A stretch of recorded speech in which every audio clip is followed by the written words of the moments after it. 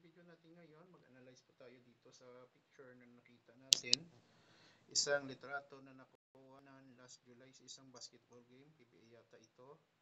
Si Congressman Arjo Aytayde ng 1st District of Quezon City. Kasama po si Dismissed Department of Public Works and Highways, DPWH Bulacan District Engineer Henry Alcantara sa isang basketball game at si Sanjo Marudo, brother-in-law ni Arjo Aytayde.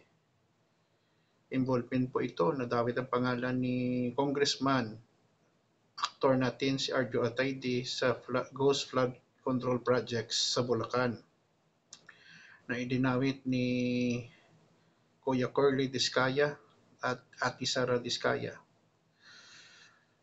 Kung bago lang kayo sa channel ko at gusto niyo ang video na ito, paki-like lang po, share, at huwag kalimutang mag-subscribe sa channel ko. Maraming salamat po guys, inyong walang sawang pasuporta at panonood. Napakagrabe po ng nangyari sa ating bayan sa ngayon.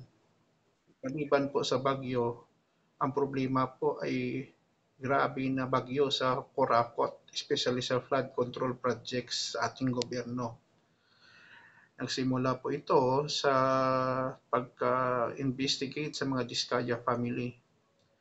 Nang umarap po si Kuya Curly Discaya, in-expose niya, total daw pinabayaan sila ng kanyang pamilya sa gusot na ito. Gusto niya na talagang ibulgar lahat ng kanyang nalalaman. Isa po sa nakinabang daw sa kanilang ghost project, flood control project, si Quezon City 1st District Representative Arjo Aytayde. Asawa po ni Maine Mendoza, isa ding artista. Pero sila todo deny po na hindi nila kilala si dismissed DPWH Bulacan District Engineer Henry Alcantara. Pero kita-kita dito guys sa picture na pinopost ng Inquirer.net na magkasama po sila sa isang basketball game sitting courtside. July, PBA yata ito. Anong ibig sabihin nito? Wag niyong sabihin na hindi sila magkakilala. Hindi naman siguro magkatabi sila by accident sa basketball game kung hindi sila magkakilala at close, di ba?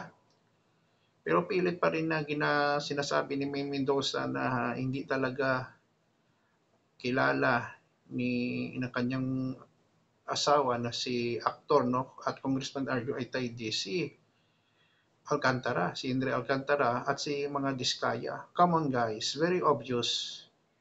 Pwede mo namang sabihin nagpa-picture lang, pero makita mo naman sa picture ng mga Discaya na close, sinakbayan pa nga niya, no? So, siyempre, asawa yan yun. So, ditipid niya, pero dito sa picture, klarong-klaro, not edited picture, na magkakilala talaga si Arjo Aytayde at si Engineer Henry Alcantara. Kaso lang, i-deny naman nila, no? So yun po ang reality, no? Mahirap talaga, no? Especially ang mga politiko. It wasn't planned meeting, sabi ng netizen natin. Huli ka, Balbon, deny ka pa like father, like son, working hard for country, sabi mong main. Watch this sa Game 7 ng San Miguel versus Ginebra. Lat-lat lang sila. Obvious naman eh. I rather live a simple life with my dignity and integrity intact. Can you still categorically deny? Flood give me you. Where's the smoke? There's a fire, no worries. Bird the same feather. So, them all including Sanjo and Daniel because they seated beside Alcantara. Ano naman kasalanan ni Sanjo at Daniel? Diyos ko, kayo talaga, no? Si Sanjo daw ay may resipo. Anyway guys, kayo na lang maghusga pero very obvious no na magkakilala talaga si Congressman Aytayde at Engineer Alcantara no. So yun lang po guys, maraming salamat. Please like, share, and huwag kalimutang mag-subscribe sa channel ko. Mahal ko kayo. Ingat po tayo lagi. Ito naman po ang kaibigan nyo si Jake. Salamat po guys. I love you all. Kita-kita po tayo sa sunod na video.